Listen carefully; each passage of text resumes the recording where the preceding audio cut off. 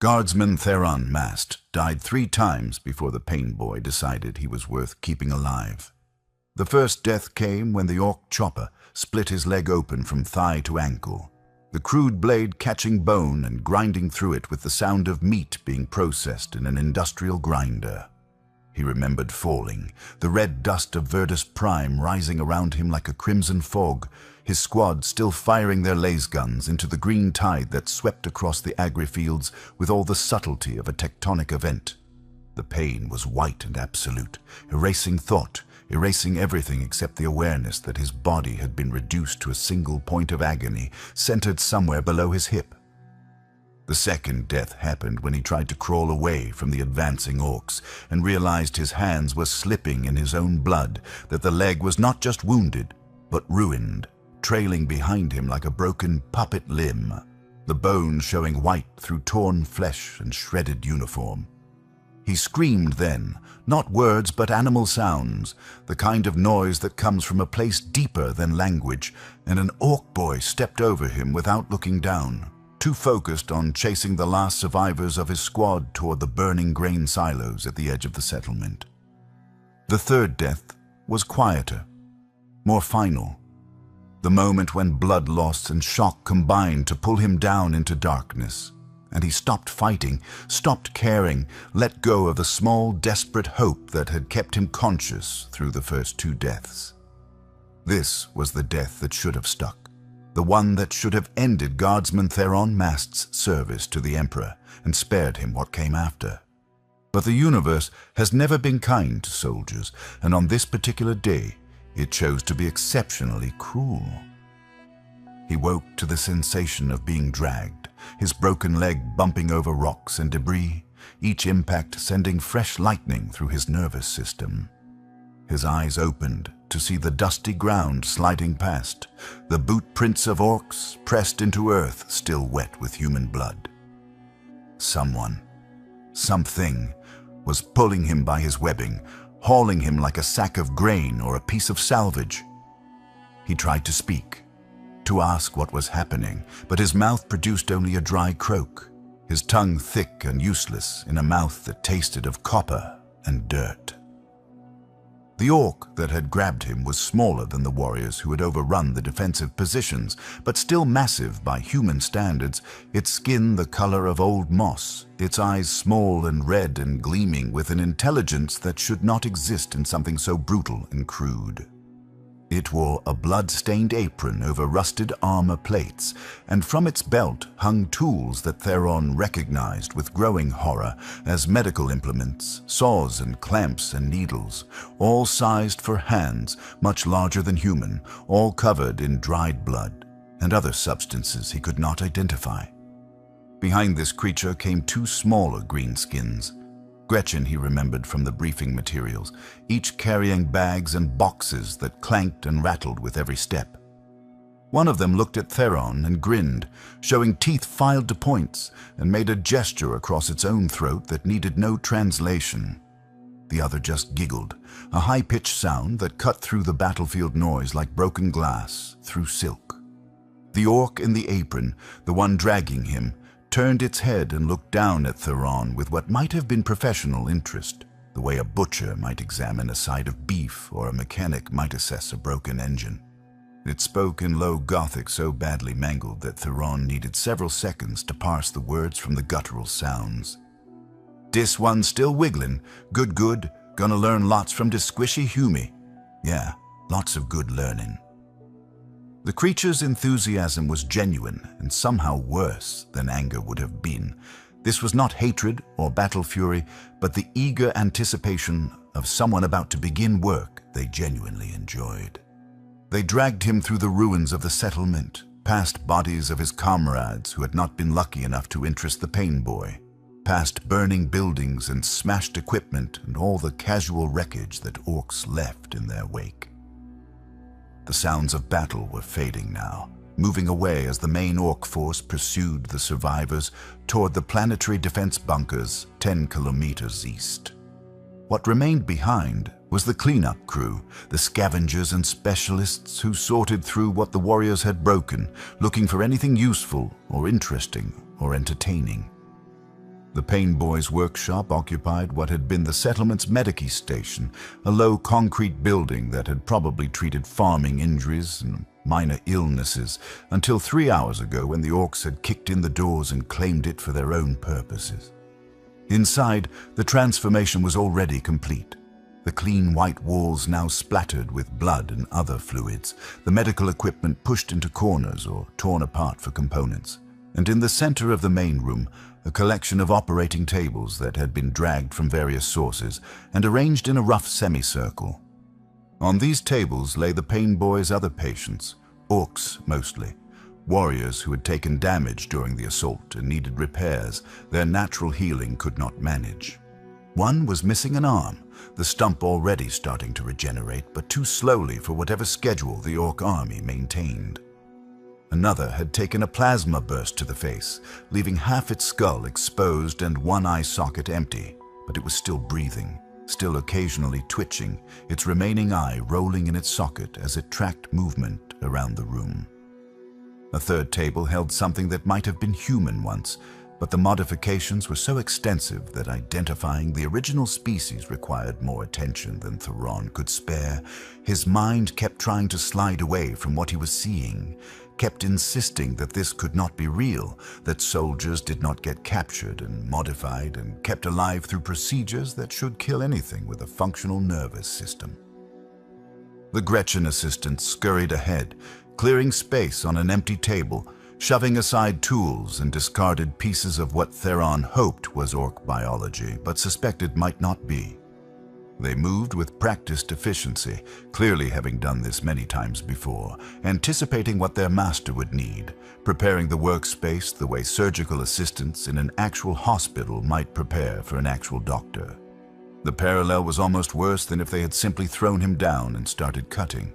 The implication that this was normal, routine, just another day's work in the orc medical profession. The Painboy lifted Theron onto the table with one hand, the casual display of strength somehow more frightening than the visible weapons hanging from its belt.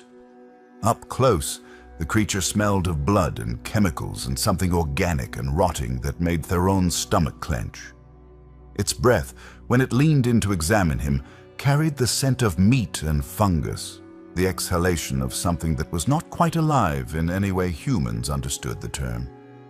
"Right then," the Painboy said, its voice carrying that strange mix of enthusiasm and clinical detachment. "Let's see what we got here. Yeah, Humi soldier Fing, all puny and squishy. Got a nice big hurt on the leg. That's good. That's real good.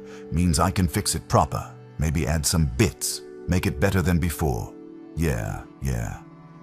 The creature's hands, each finger thick as Theron's wrist, began probing his wounded leg with a gentleness that seemed completely at odds with their size, pressing around the injury, pulling back shredded cloth and armor plates, examining the damage with what appeared to be genuine medical curiosity.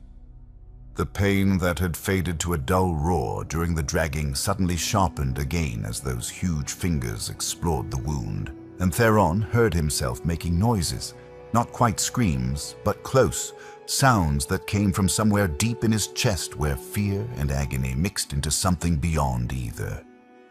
The Painboy ignored these sounds completely, continuing its examination with the focus of someone truly interested in their work, occasionally making small grunts of satisfaction or disappointment as it discovered various aspects of the injury. One of the Gretchen appeared at the Painboy's elbow with a tray of instruments, and Theron got his first clear look at what orcs considered medical tools. They called them stabby bits, according to the intelligence briefings, and the name was horrifyingly accurate. Metal rods with sharpened ends, crude saws with teeth like mountains, clamps that looked more like torture devices than surgical equipment, and needles, emperor above the needles, syringes the size of small bottles with needles as thick as pencils and rusty with substances he could not identify.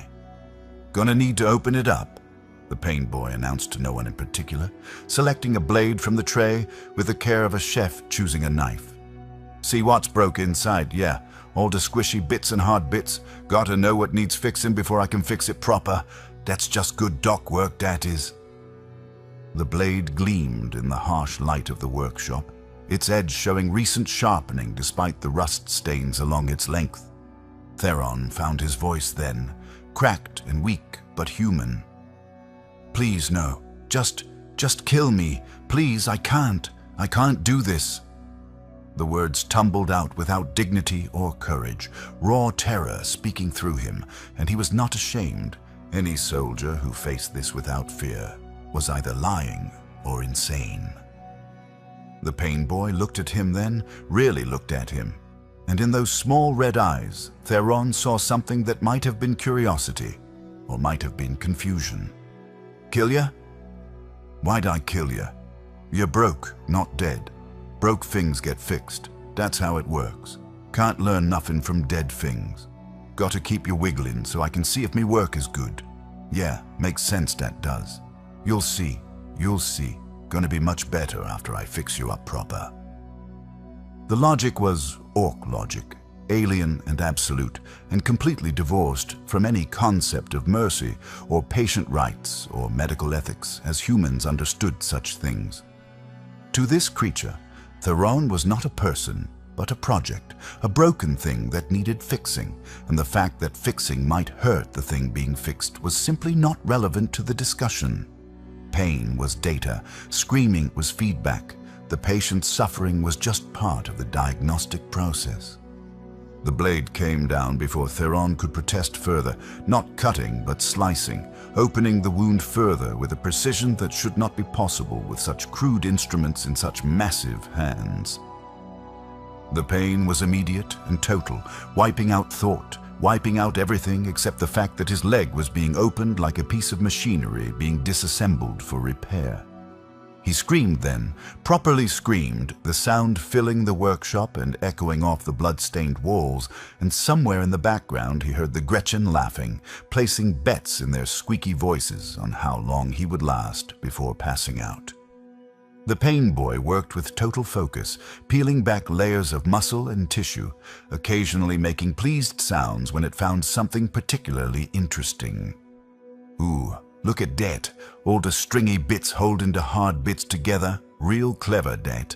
No wonder you humies break so easy though, all squishy, no proper protection. Gonna have to fix dat. Yeah, add some reinforcement, make it proper strong." The running commentary continued throughout the procedure, the pain boy apparently talking itself through the work, explaining its findings and plans to an audience that included 2 giggling Gretchen, several unconscious orcs, and 1 human who was rapidly losing his grip on consciousness.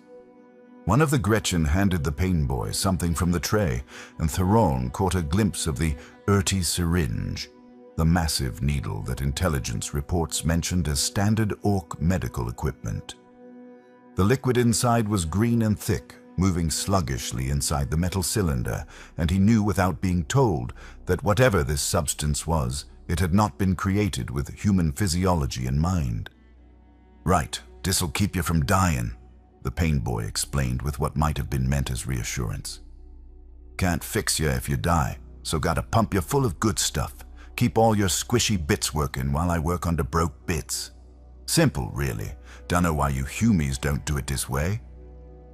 The needle went into Theron's arm with about as much subtlety as a fence post, the plunger depressing, forcing that green substance into his bloodstream, and for several seconds nothing happened, and then everything happened at once. His body rejected the injection immediately and completely, every cell recognizing the intrusion as alien and wrong and fundamentally incompatible with human biology. His temperature spiked, his heart rate accelerated to dangerous levels. His vision went red around the edges, and somewhere in his chest something felt like it was tearing loose from its moorings. He convulsed once, twice, every muscle locking up simultaneously, his back arching off the table hard enough to crack his spine if the Gretchen had not been there to hold him down. And then, impossibly, it stabilized. The foreign substance found some kind of terrible equilibrium with his own chemistry, not integrating exactly, but forming a kind of truce, a temporary ceasefire between human biology and orc medical science. His heart rate dropped back to something almost normal, his vision cleared, and the pain in his leg, which had been absolutely overwhelming, faded to something merely unbearable. The earthy syringe was a stimulant and a coagulant, and probably a dozen other things humans had no names for, keeping him conscious and alive through procedures that should kill through shock alone. The pain boy watched this process with obvious satisfaction, nodding its massive head. See? Knew it'd work. Works on orcs all day time, figured Humies is close enough. Both got to squishy bits and a pumpy thing into chest. Basic stuff, really. Now we can get to the proper work. Yeah, the real fixin'. It returned its attention to the opened wound, selecting new instruments from the tray, preparing to begin the actual repair work. What followed existed outside of time in Theron's memory, a sequence of events that might have lasted minutes or hours, impossible to measure, impossible to endure, except that he had no choice. The pain boy worked with genuine skill despite the crude tools, its massive fingers surprisingly dexterous as they stitched muscle back together using something that looked like wire but moved like living tissue, clamping broken bones in place with metal splints that it seemed to be fabricating on the spot from scrap materials pulled from the Gretchen's bags. But the procedure kept getting interrupted by the pain boy's natural orc distractibility. Halfway through reconnecting a severed artery, it paused to examine Theron's knee joint, fascinated by the way human leg bones connected, prodding and pulling at tendons to watch how they moved, apparently conducting a small anatomy lesson on a patient who was very much alive and aware. Then it noticed his appendix, or rather the scar where it had been removed years ago during basic training, and spent several minutes trying to find the organ, convinced it must be hiding somewhere, before one of the Gretchen reminded it about the original injury. Right, da leg. Gotta finish day leg, the pain boy muttered, but its gaze kept drifting to other parts of Theron's anatomy, seeing new problems to fix or new modifications to make, its enthusiasm for experimentation clearly warring with any sense of medical procedure or priority. That arm looks puny though, real puny. Humie arms always so weak, no good for proper crumping. Maybe we fix that next. Yeah, give it some proper strength, make it useful like. Theron tried to protest, but his voice came out as a croak, the green substance in his system keeping him conscious, but apparently not particularly articulate. The pain boy took this as agreement, or more likely simply did not care about patient consent, already turning to shout at one of the Gretchen. Oi, get me one of the spare arms from the box, the good one with the grabby bits, Humie's gonna need an upgrade. The Gretchen scurried off and returned moments later dragging something that made Theron's already stressed mind try to shut down completely in self-defense. It was a bionic arm, but calling it that was like calling a volcano a campfire. Technically accurate, but fundamentally inadequate to describe the reality. The thing was huge, clearly designed for an orc, cobbled together from scrap metal and mechanical components that had been welded and bolted into something that approximated a functional limb. It had too many joints, some pointing in directions arms should not point, and at the end where a hand should be was a collection of clamps and grippers and what appeared to be a pipe wrench welded directly to the structure. And was that a horn? Yes. Mounted on the forearm, a small horn like something from a vehicle, apparently installed for no reason Theron could fathom. Perfect, this'll work great. Just gotta attach it proper. Real simple, done it loads of times. Watch and learn, yeah, watch and learn. The pain boy reached for Theron's left arm, his good arm, the one that was not injured and did not need any kind of attention whatsoever. Wait, no, my leg, you are fixing my leg. The arm is fine, the arm does not need. Please, please listen to me. The words came out garbled but clear enough, and the pain boy paused, looking down at Theron with what might have been confusion or might have been annoyance at being interrupted. What? Oh, right, da leg, forgot about that. Been thinking about da arm though. Da arm needs work. Arm's too puny. Gotta be fixed. The logic was orc logic again, pure and simple. If something seemed like it could be improved, then it should be improved, regardless of whether it needed improvement, regardless of what the owner of the body part thought about the matter. But I came in for the leg. Theron tried again, clinging to rationality in a situation where rationality had abandoned the building hours ago. Just the leg. Just fix the leg and we are done. I will be fixed. You will have fixed me. Successful medical procedure. The pain boy seemed to actually consider this, its small red eyes narrowing in thought. Then it shrugged, a gesture so human and so casual that it was somehow more disturbing than anything else it had done. Yeah, but arm, though. Arm's more interesting. Leg's almost done anyway. Basic work, dat. But de arm's got problems. Can see it from here. Too weak, no proper strength. Gonna snap if you try to hit something hard. Nah. Gotta fix it. Wouldn't be a proper doc if I left it all broke like that. The fact that the arm was not broken, had never been broken, was functioning perfectly fine as arms go, seemed entirely irrelevant to the discussion. In the pain boy's mind, human arms were fundamentally flawed by design, too weak and too small and lacking in proper mechanical augmentation, and fixing this design flaw was just good medical practice. The fact that the patient had not asked for this fix and in fact was actively begging for it not to happen simply did not factor into the decision-making process. One of the Gretchen appeared with a saw, a proper bone saw, and Theron understood with absolute clarity what was about to happen. They were going to remove his arm, his functional, healthy, necessary arm, and replace it with that monstrosity of metal and violence. And there was nothing he could do to stop them. No appeal he could make that would penetrate the orc's absolute certainty that this was helping, that this was good medicine, that this was what a proper pain boy should do. The saw's teeth bit into his shoulder with a sensation beyond pain, beyond anything his nervous system was designed to process. The green substance in his bloodstream kept him awake through it, kept his body functioning even as his mind tried desperately to escape into unconsciousness or insanity or any state that did not include the awareness of his own arm being removed while he watched. The pain boy worked with frightening efficiency now, no longer distracted, focused entirely on the amputation, cutting through muscle and bone with practiced ease, occasionally pausing to cauterize a bleeding vessel with a tool that looked like it had been designed to repair machinery rather than living tissue. The arm came free with a wet sound that Theron would hear in nightmares for the rest of his life, and the pain boy held it up to the light, examining it with professional interest. Yeah, see? Told ya. All puny and weak, no good for proper fightin', you'll be much better with a new one. Trust me, I'm a doc, I know these things. It tossed the arm aside like garbage. The limb that had served Theron for 26 years, dismissed as inferior materials, and reached for the bionic replacement.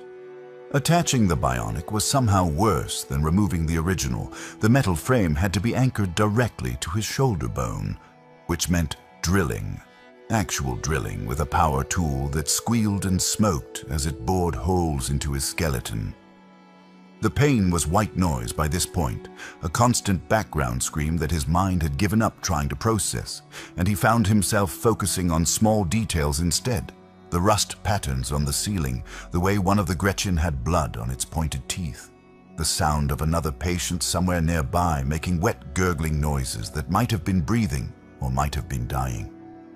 The pain boy bolted the arm into place with all the delicacy of someone assembling furniture, metal screws driven directly into bone, welds applied to fuse flesh and machine, some kind of adhesive or bonding agent that burned where it touched organic tissue. The bionic was comically oversized on Theron's frame, designed for someone 3 times his weight, and it hung from his shoulder like a piece of industrial equipment rather than a body part. Heavy and graceless and fundamentally wrong. Right, now for day connections. Gotta wire up day control things so your brain can talk to day arm. Proper, basic stuff. Watch. This is the clever part. The pain boy produced what looked like a bundle of wire, but the wires moved. twitching and flexing like small snakes, and Theron realized with horror that they were biological nerves or something similar, grown or bred for this exact purpose. The creature began threading these through his shoulder, connecting them to his existing nervous system with no anesthetic, and apparently no concern for the fact that every insertion felt like being struck by lightning. When it was done, when the final connection was made, the arm suddenly came to life. The fingers, clamps, whatever they were, all moving at once, opening and closing randomly, the elbow bending in directions that should not be possible. And the horn, Emperor, save him the horn, honked once, loud and discordant, the sound of a joke being played by a universe with a very mean sense of humor. Ha! Works perfect. I knew it. I'm a genius, I am. Best doc in the whole wa. The Painboy capered in place, genuinely delighted with its work, while Theron tried and failed to make any sense of the signals coming from his new limb. It was like trying to control someone else's arm by shouting instructions through a wall, technically possible, but requiring levels of coordination and practice he simply did not have. The Gretchen were cackling now, taking new bets, apparently wagering on how long before Theron accidentally hit himself with his own bionic. And they did not have to wait long. When he tried to raise his hand to his face, the arm moved too far and too fast, the metal fingers clipping his ear hard enough to draw blood, and when he tried to correct the motion, he overcompensated and nearly broke his own nose. The horn honked again at some random movement, and even the Painboy laughed at that, a deep booming sound that shook the workshop. Gonna need practice with that, yeah, but you'll get it. All me patients get it eventually, or they die trying, one or the other. The Painboy returned its attention to Theron's leg, which it had apparently forgotten about during the excitement of the arm installation. Right, where was we? Oh yeah, nearly done with the leg. Just gotta finish up the stitching. It produced something from one of the Gretchen's bags that made Theron's already stressed mind consider just giving up entirely. Squigs, small ones, each about the size of a thumb with tiny teeth and an apparently endless appetite for meat. These were mending squigs, according to the intelligence briefings, living sutures that would stitch flesh together by biting and holding, their teeth sharp enough to pierce skin, but their bite not deep enough to cause significant damage. In theory. The Painboy began applying these creatures to the wound in his leg, placing them along the edges of the cut, and each one latched on immediately, biting into flesh on both sides of the incision and pulling it closed. The sensation was like being stitched shut with pins made of malice and hunger, each squig a small point of agony that added to the overall tapestry of suffering that Theron's existence had become. But they worked. Emperor above, they actually worked, holding the wound closed better than any human suture, already beginning the process of healing even as they caused fresh pain. There, leg's done. Proper job dat. Won't even have a scar. Well, except for the metal bits. But dose look good? Show everyone you've been to a real doc. Yeah, everyone will be well jealous. The Painboy stepped back to admire its work, and Theron forced himself to look down at his leg at what had been done to him. The limb was no longer entirely human.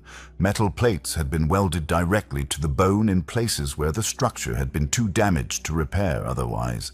Strips of some kind of synthetic muscle augmented the organic tissue, and running the length of the shin was a thick cable that pulsed with what might have been hydraulic fluid or might have been something biological, impossible to tell.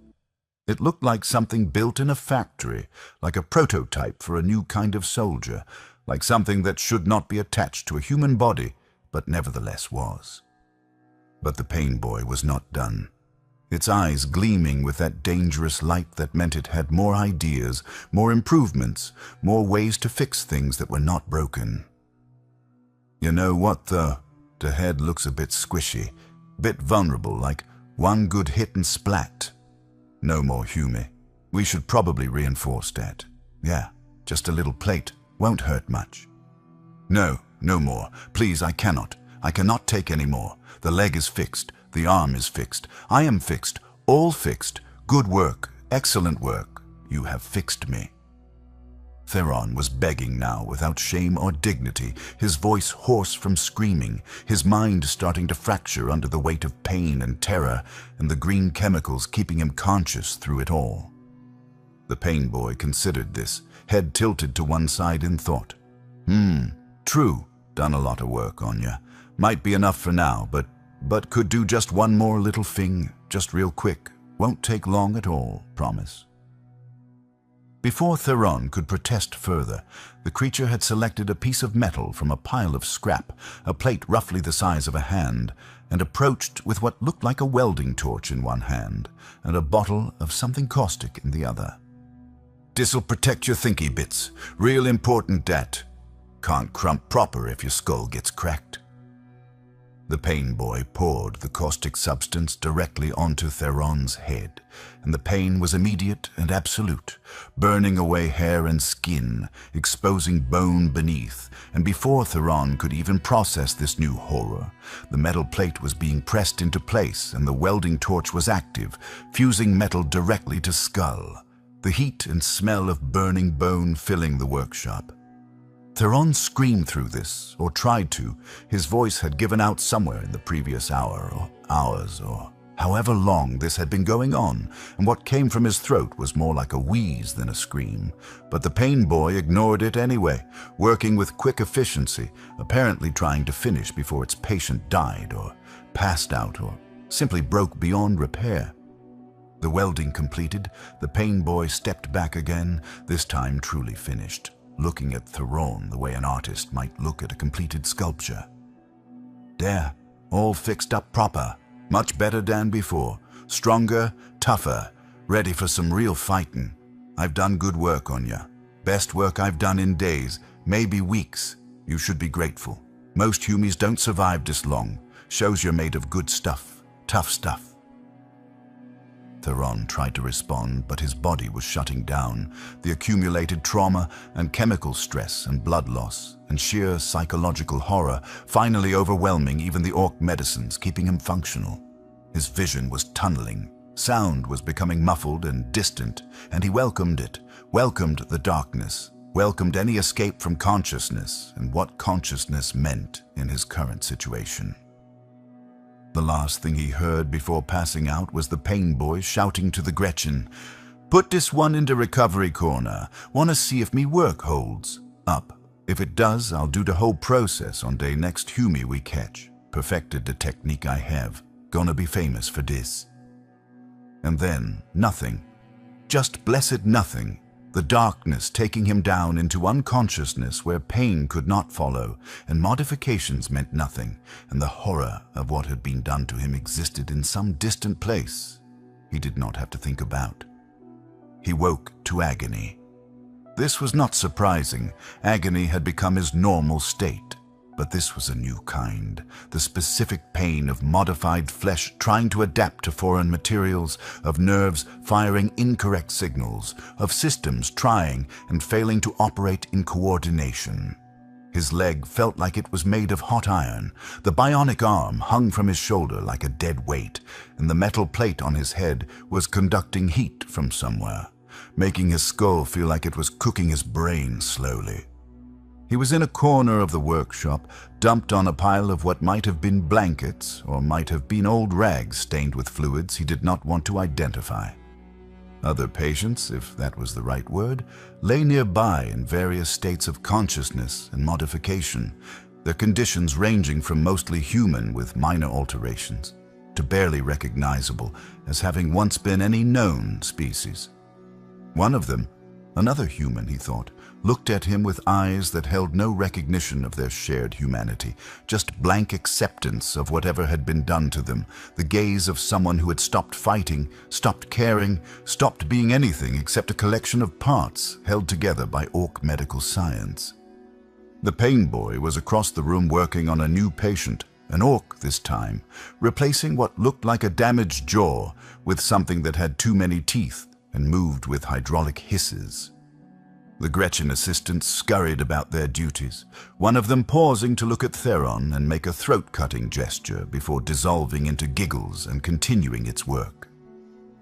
The sounds of the workshop continued, bone saws and drills and welding torches, screams and mechanical noises, and the Painboy's running commentary, a symphony of suffering that never seemed to pause or rest.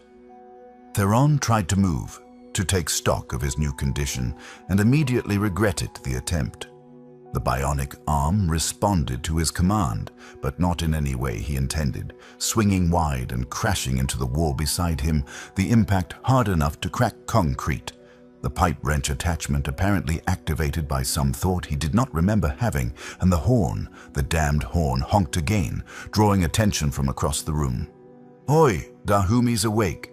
Look at that. Survived a procedure, knew me work was good. Told ya. Told all of ya."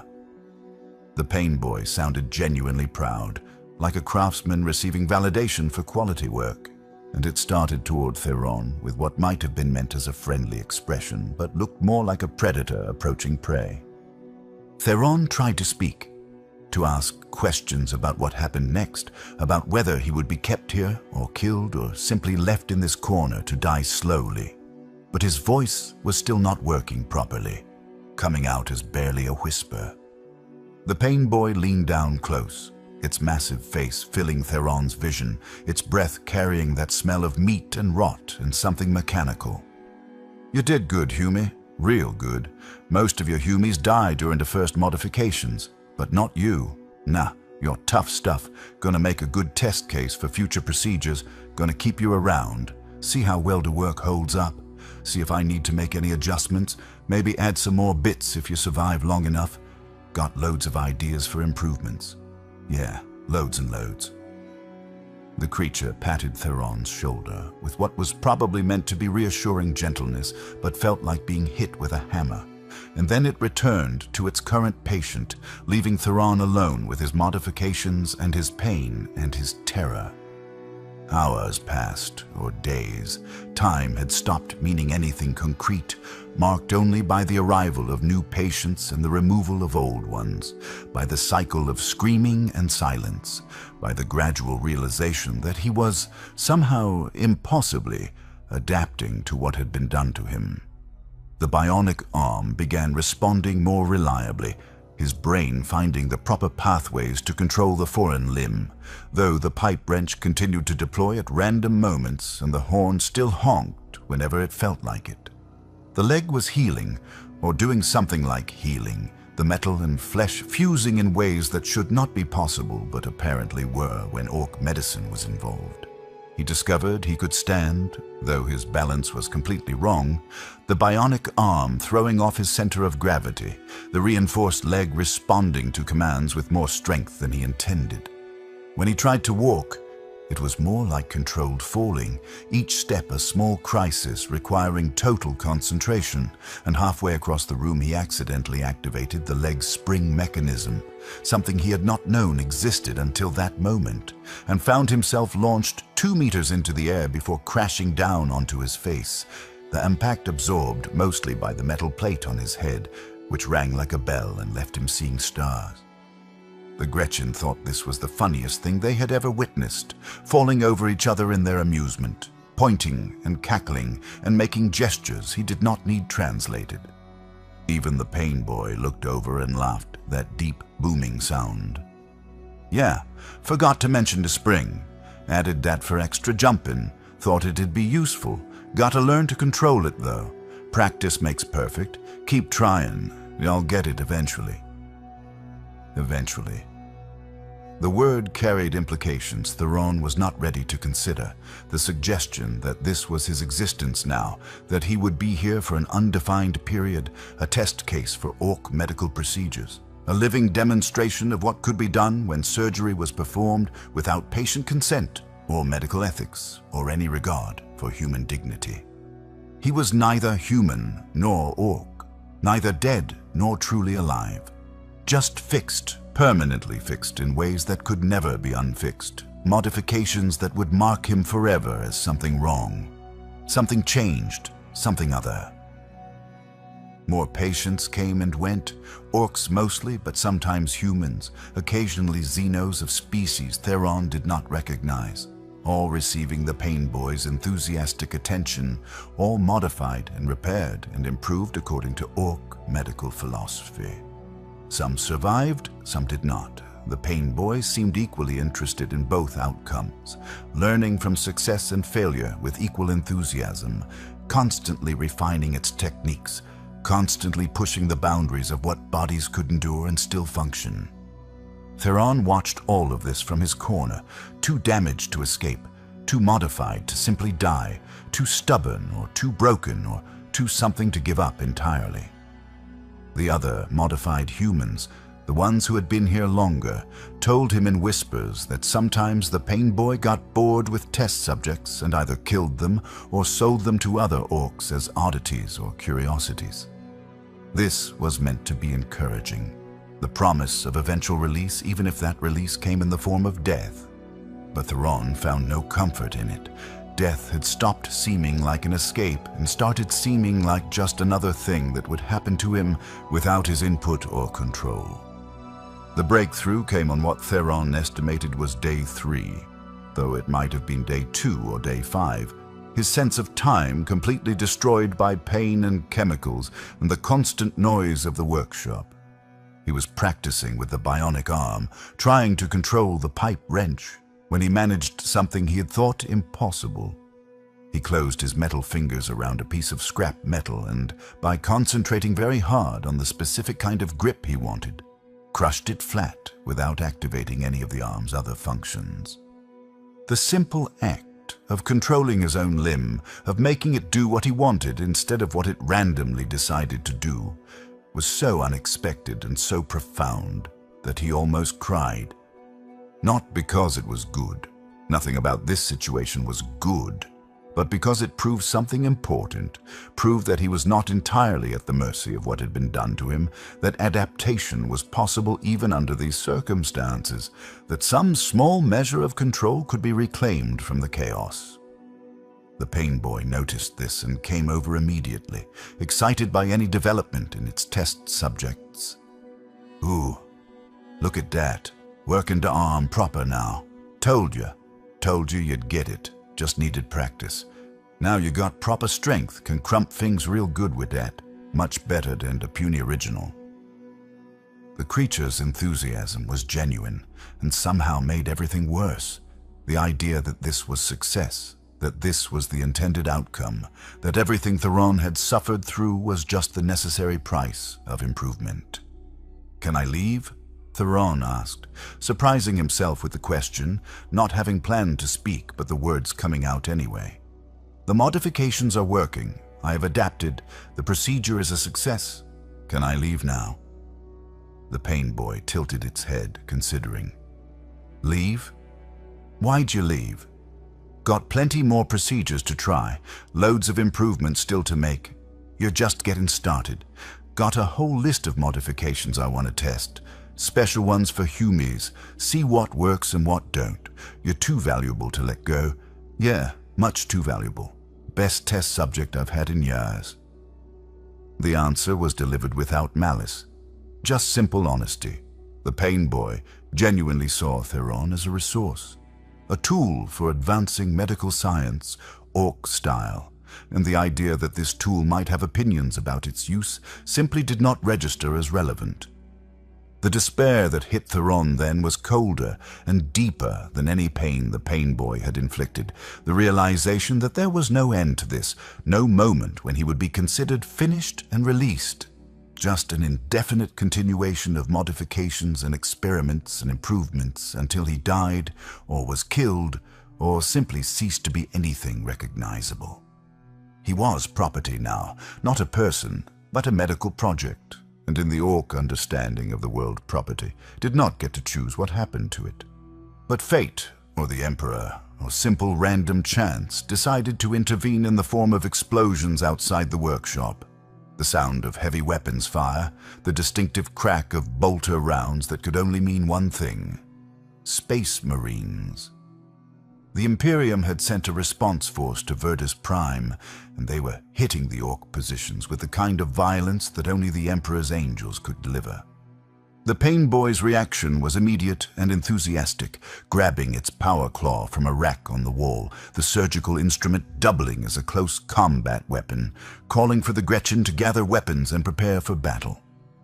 "Finally, some good fightin'. Been stuck in here dockin' for days.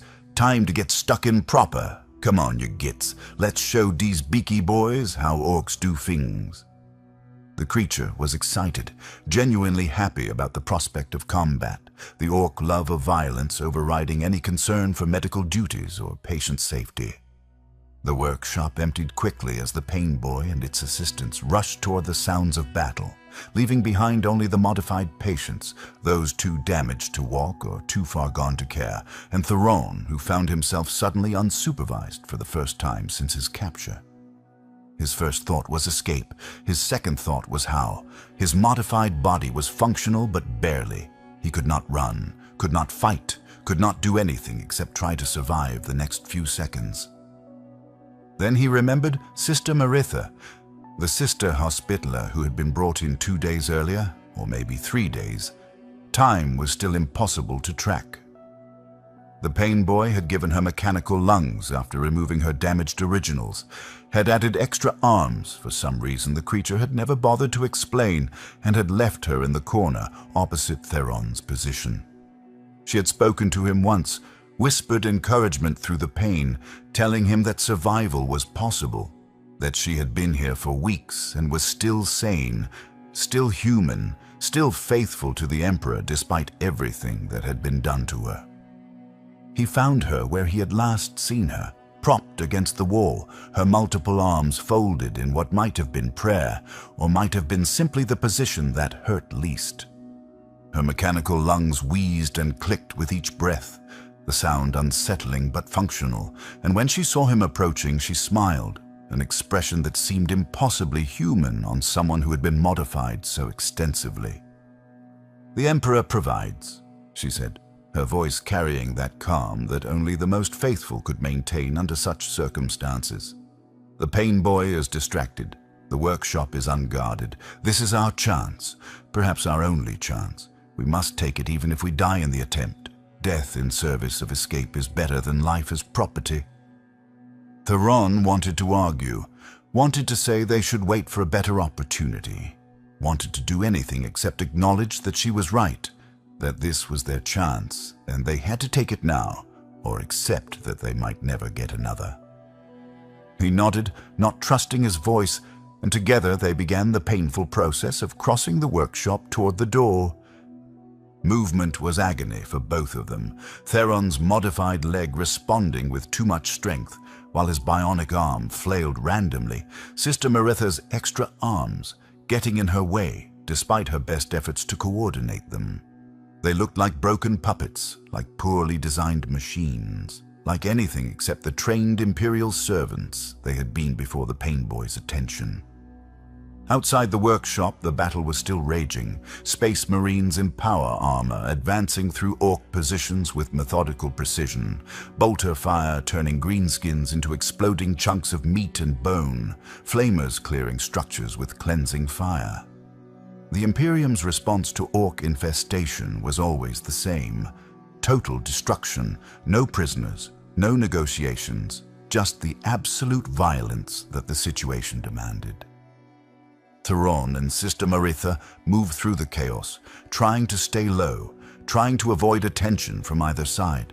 Two modified humans who no longer looked quite human enough to be immediately recognized as friendly. They saw the Painboy at one point, fighting with wild enthusiasm, its power claw tearing through a Space Marine's armor, and for a moment, Theron thought the creature would see them, would come after them, would drag them back to the workshop for punishment and more modifications. But the Painboy was too engaged in battle to notice, too focused on the joy of violence to care about escaped test subjects, and they managed to slip past while it was distracted by 3 assault marines who had targeted it specifically, apparently recognizing the threat that Mad Docs represented to overall Orc combat effectiveness. They found a crater, a recent impact site that provided temporary cover, and collapsed into it together, both too exhausted and damaged to go further without rest. From this position they could see the full scope of the battle, hundreds of orcs being systematically eliminated by a chapter's worth of space marines supported by Imperial Guard units that must have been deployed from orbit.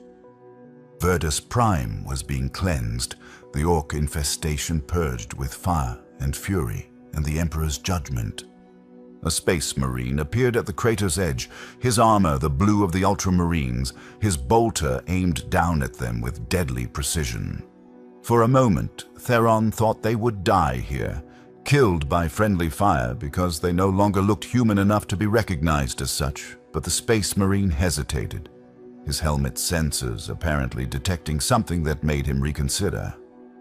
"Identify yourselves," the Space Marine commanded, his voice carrying the absolute authority that only the Emperor's angels possessed.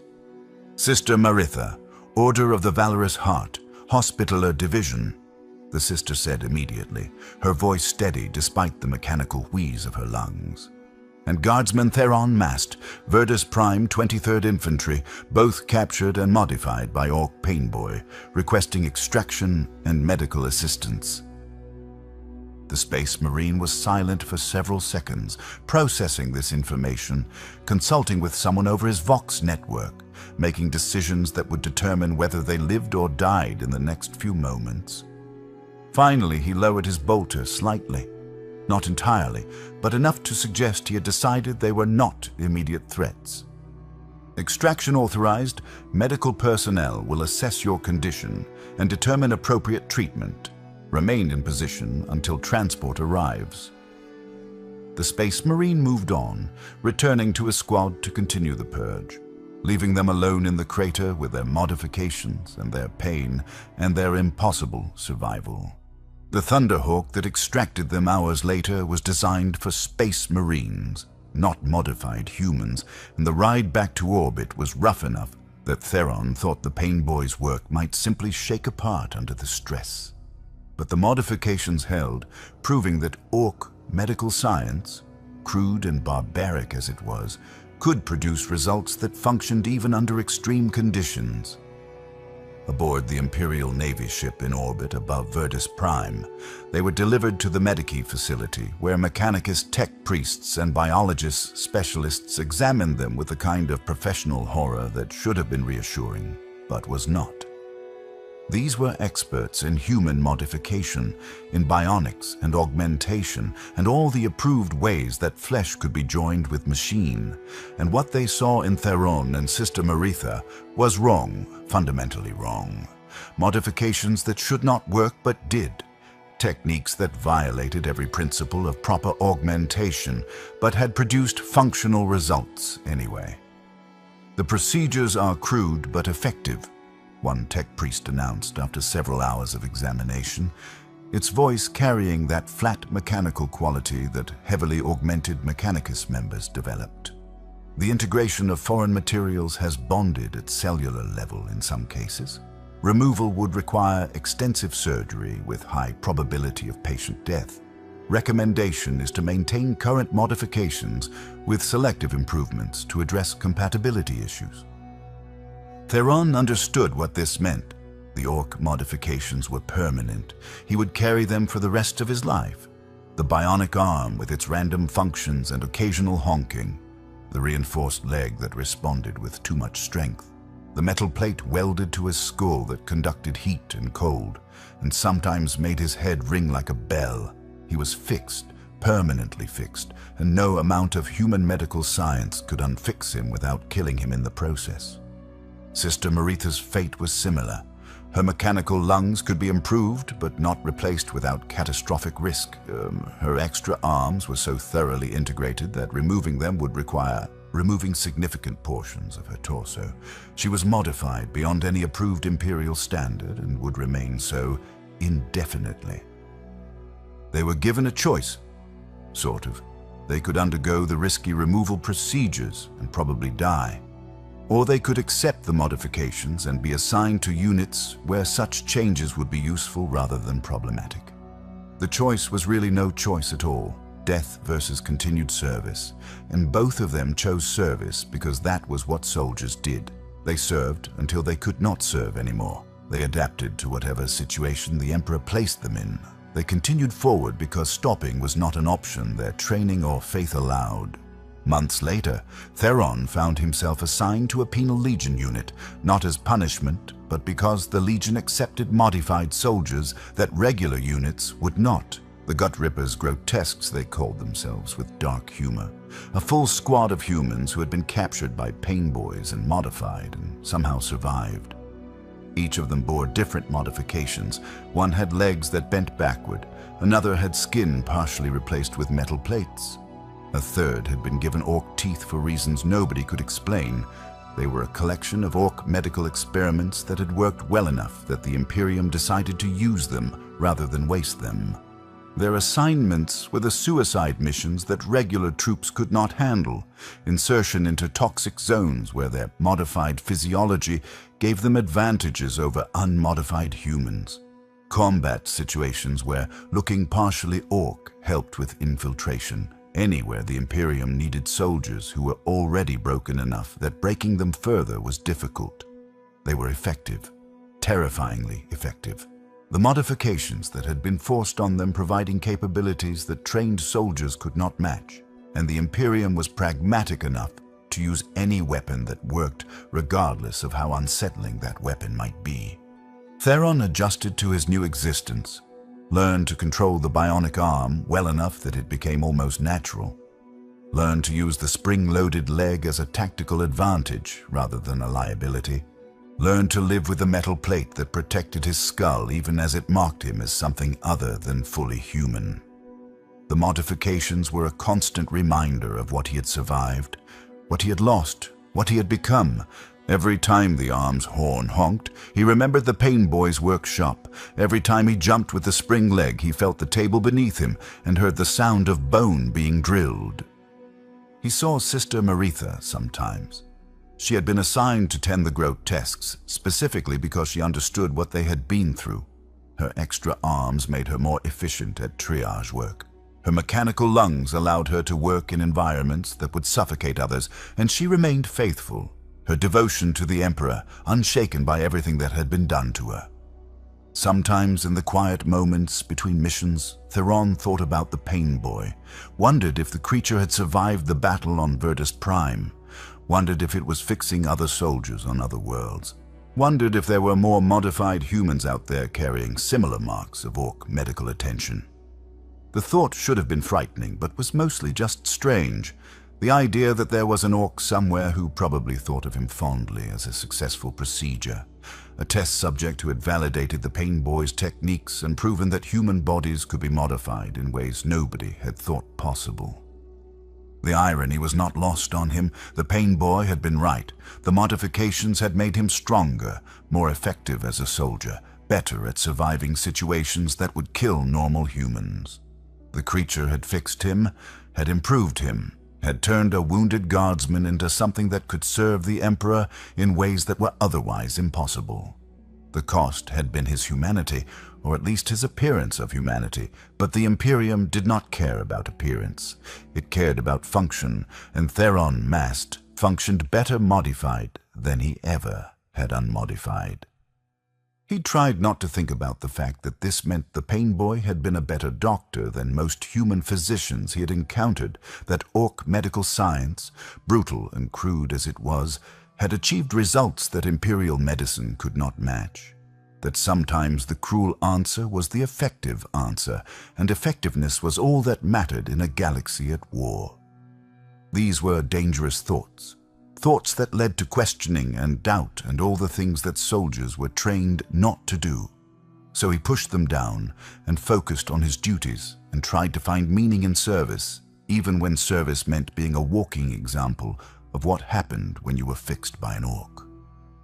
Years passed. The grotesques survived missions that should have killed them, accumulated scars and medals and new modifications, some from injuries, some from imperial augmentation, some from encounters with other Painboys, because apparently, once you had been modified, once you became attractive to every mad dog who saw you, They recognized you as a successful project and wanted to add their own improvements, their own contributions to the ongoing process of turning baseline human into something more adaptable, more resistant, more functional. Theron learned to run when he saw green-skinned medics approaching with that gleam in their eyes, learned to avoid capture even more desperately than normal soldiers, because capture for him meant not death, but more procedures, more modifications, more fixing by creatures who thought they were helping. He became expert at recognizing Painboy tools at a distance, at identifying the smell of ORK medical facilities, at knowing when a battle was going badly enough that extraction was the only option. But he could not escape what had already been done. The bionic arm was his now, integrated so thoroughly that he thought with it as naturally as he thought with his organic limb. The reinforced leg carried him through battles that would have crippled normal men. The metal plate on his skull had saved his life at least 4 times from headshots that should have killed him instantly. He was ORK fixed, permanently ORK fixed. That fact shaped every aspect of his continued existence. The final mission came on a world whose name he never learned, fighting orcs again because the Imperium sent the grotesques against orcs whenever possible, apparently believing that modified soldiers were better suited for fighting the species that had modified them. The battle was going badly, his squad pinned down by orc fire, when Theron saw it, a painboy working its way through the battlefield, grabbing wounded orcs and performing field procedures with that characteristic enthusiasm, and he recognized it, recognized the specific pattern of rust on its equipment, the way it moved, the sound of its voice as it shouted encouragement to its patients. Doc Gootripper, the painboy who had fixed him years ago on Verdus Prime, still active, still working, still improving everyone it could get its massive hands on. Their eyes met across the battlefield, and for a moment everything else stopped, the painboy recognizing him at the same instant he recognized it. The creature's face split in what might have been a smile, might have been a snarl. Impossible to tell with orc expressions. It waved, one massive hand rising in what looked like a friendly greeting, and then it shouted across the distance between them. "Oi, Dahumi, you're still working. Still got me arm. Told you it'd be good. Told you I'd fix you proper. Come back if you break. I'll fix you again. Got new ideas. Better ideas. You'll love it." Theron did not wave back, did not acknowledge the greeting beyond raising his bionic arm and using it to signal his squad to fall back, to extract, to get away from this place before the painboy decided to come over and check on its handiwork. They retreated under covering fire, leaving the orcs to their battle, and Theron tried not to think about the fact that part of him, a very small, very damaged part, had been almost happy to see the creature that had destroyed and remade him. The painboy had fixed him, all right, fixed him permanently, and that was the true horror of it, not just what had been done, but the fact that it had worked, that the modifications made him better at his function even as they marked him as something wrong, that ORK medical science had achieved what Imperial medicine could not, and had done so through methods that were barbaric and cruel, and absolutely effective. He was fixed, would always be fixed, would carry these modifications until death finally claimed him, and maybe not even then. The Mechanicus had expressed interest in studying his body after death, in learning what they could from the successful integration of ORK bionics with human tissue, in perhaps applying those lessons to future Imperial augmentation programs. He would serve the Emperor in death as he had in life. His modified body, a lesson, a warning, a proof that sometimes survival meant becoming something other than what you started as. The bionic arm honked as he reached the extraction point, and somewhere in his mind he heard the painboy's voice, cheerful and enthusiastic and genuinely proud of its work. "Fixed you proper, I did. Much better than before. You'll see. You'll see." And Emperor, help him, he did see, did understand in a way he wished he did not, that the painboy had been right all along, that being fixed, however brutal the process, was better than being dead. That function mattered more than form, that survival justified almost any modification, that in the grim darkness of the far future, there was no such thing as too high a price to pay for continued service. He was fixed, permanently, completely, absolutely fixed, and he would carry that fix forward into whatever battles remained, whatever missions required the grotesques, whatever situations demanded soldiers who were already broken enough that breaking them further was impossible. The Pain Boy had fixed him, and in doing so had created something that could not be unfixed, could not be returned to normal, could only continue forward modified and marked and forever changed. Fixed, permanently fixed, and still fighting.